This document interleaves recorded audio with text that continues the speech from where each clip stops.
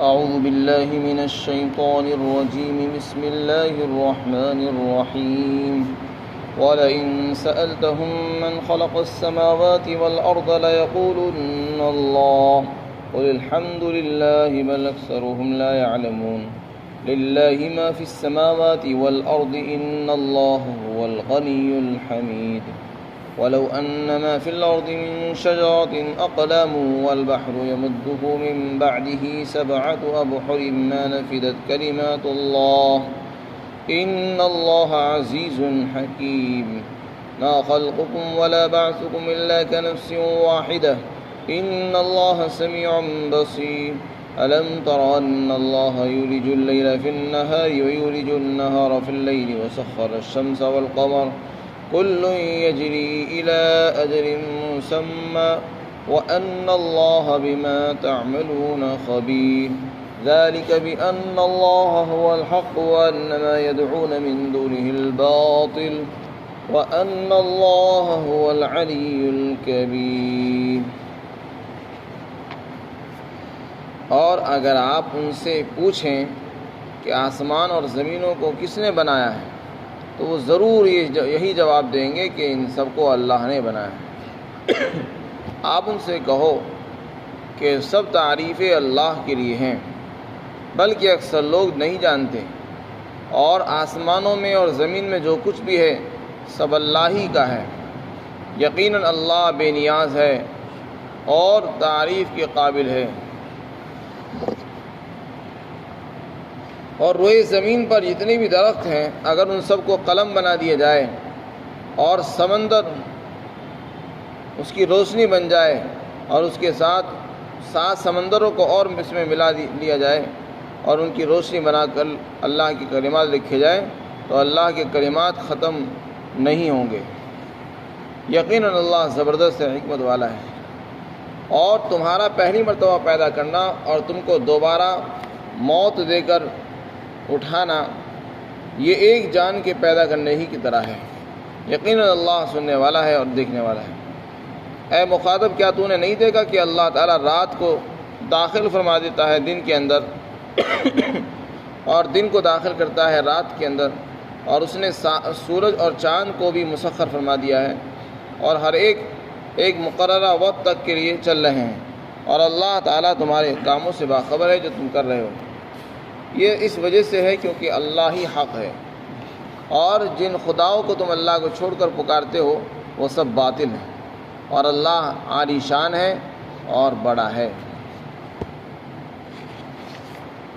اللہ رب العزت نے یہاں پر اپنی صفت خالقیت اور اپنی قدرت اور اپنے علم وغیرہ کو بیان فرمایا ہے۔ اللہ تعالیٰ قادر مطلق ہے، تمام صفات کا حامل ہے اور تمام صفات کمالیہ کا وہ جامع ہے۔ جو لوگ اللہ کو چھوڑ کر بتوں کی پوجا کرتے ہیں یا اللہ کو چھوڑ کر کسی بھی مخلوق کو انہوں نے خدا سمجھ لیا ہے، ایسے لوگوں سے سوال کیا جا رہا ہے، اور آپ صلی اللہ علیہ وسلم کو حکم دیا کہ آپ ان لوگوں سے پوچھیے تو صحیح، ایک سوال پوچھو ان سے۔ جو لوگ یہ کہہ رہے ہیں کہ سب کچھ بت کرتے ہیں، سب کچھ مورتیاں کرتے ہیں، ان سے یہ پوچھو کہ یہ بتاؤ یہ جو آسمان ہے اور زمین ہے یہ کس نے بنایا ہے؟ جب آپ ان سے یہ پوچھو گے تو کبھی یہ نہیں کہیں گے کہ یہ ہمارے بت نے بنایا، ہمارے فلاں مورتی نے بنایا، فلاں دیوی نے بنایا، کبھی نہیں کہہ سکتے۔ آج کے کافروں سے یہ سوال کر لیں آپ، اس وقت کے کافروں سے سوال کر لیں، سب کیا جواب دیں گے؟ اللہ نے بنایا۔ اب سوال یہ ہے، جب یہ سب کچھ اللہ نے بنایا ہے اور عبادت اس کی ہوتی ہے جس نے سب کچھ بنایا، عبادت کا حقدار بھی وہی ہے، تو خلاصہ نکلا اللہ رب العزت جب خالق ہے اور قادر مطلق ہے تو عبادت بھی اسی کا حق ہے۔ تو آپ علیہ السلام کی زبانی ان لوگوں سے سوال کیا گیا تاکہ ان کو عاجز اور بے بس کیا جا سکے کہ آپ ان سے پوچھیے، تو وہ یہی جواب دیں گے کہ اللہ نے بنایا۔ تو جب اللہ نے بنایا ہے اور اس بات کو تم بھی تسلیم کر رہے ہو کہ اس کائنات کا خالق اللہ ہے، جب تم نے ایک چیز کو تسلیم کر لیا ہے، مان لیا ہے، تو دوسری چیز کو بھی مان لینی چاہیے۔ کہ ساری تعریفوں کا حقدار بھی وہی ہے، عبادت کا حقدار بھی تو وہی ہے۔ جب وہ سب چیزوں کا خالق ہے، عبادت بھی اسی کا حق ہونا چاہیے۔ پھر فرمایا لیکن اکثر لوگ اس بات کو نہیں سمجھتے، یہ ان کی سمجھ میں نہیں آتی۔ اتنا معلوم ہے کہ اللہ نے بنایا، ایشور نے بنایا، اللہ نے بنایا، سب کچھ بنایا، لیکن جب بات آتی کہ عبادت کی تو چھوڑ دیتے۔ آگے فرمایا کہ دیکھو آسمان اور زمین کے اندر جتنی بھی چیزیں ہیں سب اللہ کے اختیار میں، اللہ ہی کے لیے ہیں، سب اللہ کی ملکیت ہے، اللہ جو چاہتا ہے کر سکتا ہے۔ پھر فرمایا کہ اللہ تعالیٰ بے نیاز ہے۔ اگر روئے زمین پر بسنے والی ہر چیز اللہ کی نافرمانی میں لگ جائے اور اللہ کی حمد اور ثنا بیان نہ کرے اور اللہ تعالیٰ کی عبادت کو چھوڑ بیٹھیں، مسجدیں ویران ہو جائیں، تو فرمایا تب بھی اللہ کی شان میں اتنا سا بھی کمی نہیں آئے گی، نہ فرق آئے گا، بلکہ وہ تو بے نیاز ہے۔ یہ جو کہا جا رہا ہے کہ اللہ کی عبادت کرو، فرمایا عبادت کا حکم اس لیے نہیں دیا جا رہا کہ نعوذ باللہ اللہ کو اس کی ضرورت ہے۔ اللہ تعالیٰ تو بے نیاز ہے، اس کو تمہاری عبادتوں کی حاجت نہیں ہے، تم عبادت کرو گے اس کا فائدہ آپ لوگوں کو خود ملے گا۔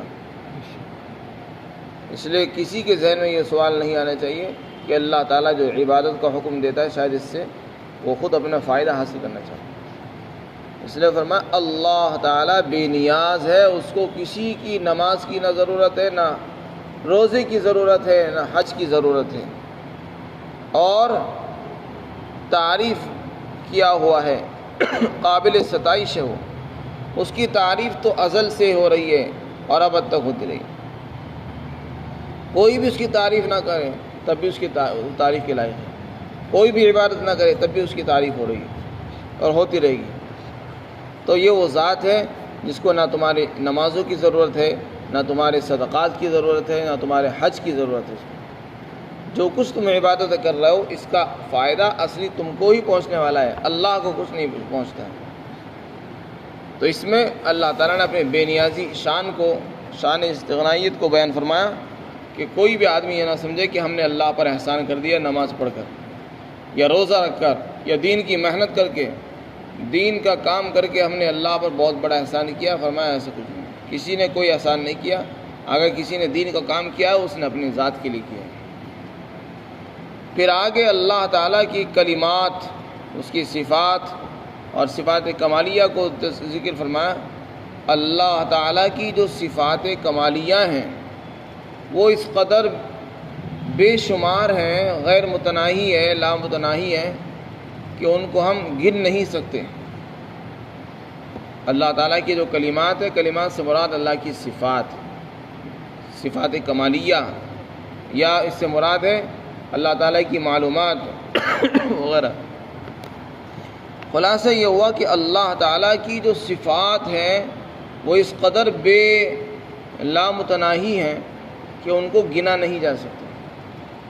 چنانچہ اس کی ایک مثال پیش کی ہے، روئے زمین پر جتنے بھی درخت ہم کو نظر آ رہے ہیں جو کئی کروڑ ہوں گے، اربوں خربوں کی تعداد میں ہوں گے، لیکن بہرحال ان کی بھی گنتی ہے، ان کی بھی کوئی نہ کوئی تعداد ہوگی، گنتی ہوگی۔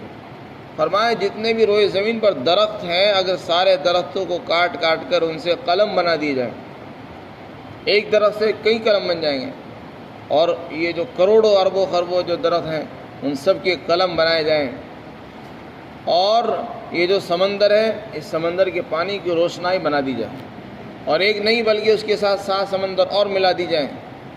فرمایا اس کے بعد اللہ کی تعریف کے کلمات، اللہ کی صفات کو لکھنا شروع کیا جائے، قلم ٹوٹ جائیں گے، قلم ختم ہو جائیں گے، سمندر خشک ہو جائیں گے، لیکن اللہ کے کمالات اور اس کی صفات ختم نہیں ہوں۔ یہ اللہ کی شان ہے، یہ اللہ کی کمالات ہیں جن کی کوئی حد ہی نہیں ہے، جن کی کوئی گنتی نہیں ہے۔ قلم کی گنتی ہے، سمندروں کی بھی گنتی ہو سکتی ہے، لیکن اللہ کی کلمات کی کوئی گنتی نہیں۔ اس نے فرمایا کہ روئے زمین پر جتنے بھی درخت ہیں اگر ان کو قلم بنا دیا جائے اور سمندر اس کے ساتھ 7 سمندر اور جوڑنے کے بعد روشنائی بن جائے اس کے لیے، تب بھی اللہ کی کلمات ختم نہیں ہو سکتے۔ اس سے پہلے اللہ کی کلمات سے پہلے قلم ختم ہو جائیں گے اور روشنائی سمندروں کی خشک ہو جائے گی، لیکن اللہ کی کلمات ختم نہیں ہوں گے۔ اللہ تعالیٰ زبردست حکمت والا ہے۔ پھر آگے ان لوگوں کا جواب دیا ہے جو دوبارہ زندہ ہونے کو محال سمجھتے تھے۔ یہ عقیدہ ان لوگوں کا ہے جو قیامت پر یقین نہیں رکھتے۔ جب ان سے کہا جاتا کہ دیکھو یہ ایک زندگی تو یہ دنیا کی زندگی ہے، ایک زندگی قبر کی والی ہے، ایک زندگی قبر کے بعد آخرت کی زندگی ہے، تو ان سے کہا جاتا جیسے اعمال تم یہاں کرو گے اس کا بدلہ تم کو وہاں ملے گا۔ تو وہ کہتے تھے کہ ایسا کچھ نہیں ہے، بس زندگی تو یہی ایک زندگی ہے، اس کے بعد مر کر ختم ہے، اس کے بعد کوئی زندگی نہیں ہے، نہ کوئی حساب ہے نہ کتاب ہے، نہ کوئی جزا ہے نہ سزا ہے، کچھ نہیں ہے۔ جتنے مزے کرنے ہیں، جتنی عیاشی کرنی ہے، جتنے مزے اڑانے ہیں، بس اسی دنیا میں اڑا لیجئے، اس کے بعد ختم۔ اس کا جواب دیا، فرمایا یہ جو تم دوبارہ زندہ ہونے کو ناممکن اور محال اور مشکل سمجھ رہے ہو، یہ کوئی مشکل کام نہیں۔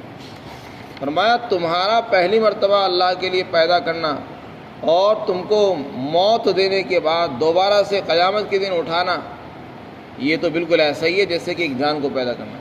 جیسے اللہ تعالیٰ کے لیے کسی ایک جان کو پیدا کرنا کوئی مشکل نہیں ہے، چاہے وہ ابتدا میں پیدا کرے یا دوبارہ پیدا کرے، اسی طرح ہزاروں جانوں کو پیدا کرنا اس کے لیے ایسا ہی ہے جیسے کہ ایک جان پیدا کرنا۔ جتنا وقت، جتنی دیر، جتنا کام اس میں لگتا ہے ایک جان کو پیدا کرنے میں لگے گا، بس اتنا ہی بس سب جانوں کو پیدا کرنے میں لگتا ہے۔ اس کے لیے تو کلمہ کن کی ضرورت ہے کہ وہ کلمہ کن کہہ دیتا ہے، وہ چیزیں ہو جاتی ہیں، اور اولاً تو اس کو اس کی بھی حاجت نہیں ہے۔ اس لیے فرمایا تمہارا پہلی مرتبہ پیدا کرنا اور تم کو موت دے کر دوبارہ زندہ کرنا، یہ سب ایک جان کی طرح ہے، ایک جان کو پیدا کرنے کی طرح ہے۔ یقیناً اللہ سننے والا ہے اور دیکھ رہا ہے۔ یعنی جو لوگ ایمان والے ہیں اور وہ اللہ پر ایمان، آخرت پر ایمان رکھتے ہیں، اللہ تعالیٰ ان کے اعمال کو دیکھتا ہے اور ان کے باتوں کو سنتا ہے، تو اس لیے ان کے اعمال کے مطابق ان کو جزا دے گا، بدلہ دے گا۔ اور جو کافر ہیں، ان کے جو عقائد ہیں، ان کی جو باتیں، اللہ ان کو سنتا ہے، ان کے اعمال کو بھی دیکھتا ہے، تو ان کے اعمال کے مطابق اللہ تعالیٰ ان کو سزا عطا فرمائے گا۔ پھر آگے اللہ تعالیٰ نے اپنی قدرت بیان کی ہے کہ دیکھو عبادت میری ہی ہونی چاہیے، کسی اور کی نہیں، اور عبادت کا حقدار میں ہوں۔ اس کی کیا دلیل ہے؟ فرمایا اس کی دلیل یہ ہے اللہ نے وہ کام کیے جو کسی نے نہیں کیے۔ فرمایا دیکھو رات آتی ہے، رات ہوتی ہے، اس کے بعد دن آتا ہے، پھر دن کے بعد رات آتی ہے، اس طریقے سے یہ چکر چل رہا ہے۔ کبھی ایسا ہوتا ہے سردی کے موسم میں رات بڑی ہوتی ہے، دن چھوٹا ہو جاتا ہے، گرمی میں رات چھوٹی ہو جاتی ہے، دن بڑا ہو جاتا ہے۔ تو جو سردی میں رات بڑی تھی، اسی رات کے اس حصے کو اللہ نے گرمی کے موسم میں دن کے اندر داخل کر دیا، اور گرمی میں جو دن آپ کو بڑا نظر آ رہا ہے، وہ دن کا وہ حصہ شروع کا اور آخر کا اللہ تعالیٰ سردی کے اندر رات میں شامل فرما دیتے ہیں۔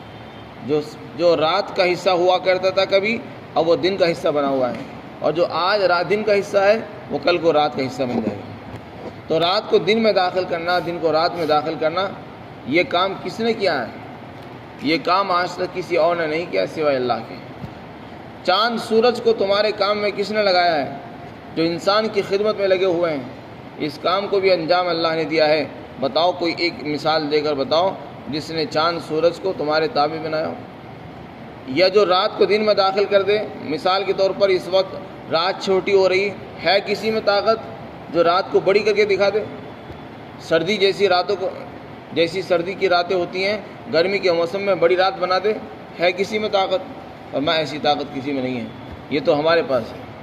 تو جب طاقت یہ ہمارے پاس ہے اور اس میں ہمارا کوئی شریک نہیں، عبادت کا حق بھی اللہ ہی کا پہنچتا ہے، یہ عبادت بھی اسی کی ہونی چاہیے۔ فرمایا یہ چاند اور سورج، اتنی بڑی بڑی مخلوقات، یہ تو اللہ کے حکموں پر چل رہے ہیں اور اپنی منزل کی طرف کو رواں دواں ہیں، اور ایک وقت مقررہ تک جاری ہیں، جاری رہیں گے۔ اور ایک انسان ہے جس کو اللہ نے ایک مقصد کے لیے پیدا فرمایا، وہ اپنے مقصد کو بھول کر دنیا کے عیاشیوں میں، دنیا کے کاموں میں لگ چکا ہے۔ تو اس کو عبرت حاصل کرنی چاہیے کہ اللہ نے ساری مخلوقات میں انسان کو اشرف المخلوقات بنایا اور ساری مخلوقات کو اس سے نیچا بنایا۔ پھر بھی انسان غفلت میں پڑا ہوا ہے، سو رہا ہے، نماز چھوڑ دیتا ہے، جماعت کی ناگا کر دیتا ہے اور اللہ کو بھولا ہوا ہے، جبکہ جانور اور دوسری مخلوقات اپنے کام میں اپنی اپنی ڈیوٹیاں پورے طور پر انجام دے رہی ہیں۔ فرمایا تمہارے جو کام ہیں، تم جو کر رہے ہو، اس سے بالکل غافل نہیں ہونا چاہیے کہ کسی کو پتہ نہیں ہے۔ فرمایا اللہ تعالیٰ کو تمہارے کاموں کی پوری خبر ہے، تمہارے اچھے برے ہر عمل کو اللہ جانتا ہے۔ پھر آگے ارشاد فرمایا کہ یہ جو اللہ کا حق ہے، قیامت کے دن اللہ تعالیٰ جو سزا دے گا، تم کو تمہارے اعمال کے بارے میں بتائے گا، یہ سب کچھ کیوں ہے؟ یہ اس لیے ہے کیونکہ اللہ تعالیٰ ہی حق ہے، سچا معبود اللہ ہے، اور اس نے جو ہم کو دین عطا فرمایا وہ بھی دین سچا ہے، قرآن بھی سچا دین ہے، اور آپ صلی اللہ علیہ وسلم بھی سچے نبی ہیں، اور جن کو اللہ کو چھوڑ کر یہ لوگ پوجا کرتے ہیں وہ سب باطل اور غلط ہیں۔ تو اللہ تعالیٰ چونکہ برحق ہے، لہذا عبادت اس کی ہونی چاہیے تاکہ اللہ تعالیٰ قیامت کے دن اس کو جزا اور بدلہ دے سکیں۔ اور اللہ کو چھوڑ کر جس کی بھی عبادتیں کی جا رہی ہیں، پوجا کی جا رہی ہیں، فرمایا یہ سب غلط ہے، باطل ہے، جن پر ان کو سزا ملنے والی ہے۔ آگے فرمایا اللہ تعالیٰ عالی شان ہے، اس کی شان نرالی ہے، سب سے بلند بالا ہے اور کبیر ہے، بڑا ہے، اس کے برابر بھی کوئی نہیں ہے، نہ اس سے بڑھ کر کوئی ہے۔ اسی کو خدا کہتے ہیں جس ذات کے اندر ساری صفات جامع ہوں۔ اللہ تعالیٰ تمام صفات کا جامع ہے، صفات کمالیہ کا حامل ہے، اس لیے جو صفات کمالیہ کو جامع ہو وہی عبادت کا حقدار بھی ہوتا ہے۔ اللہ تعالیٰ ہم سب کو عمل کی توفیق عطا فرمائے۔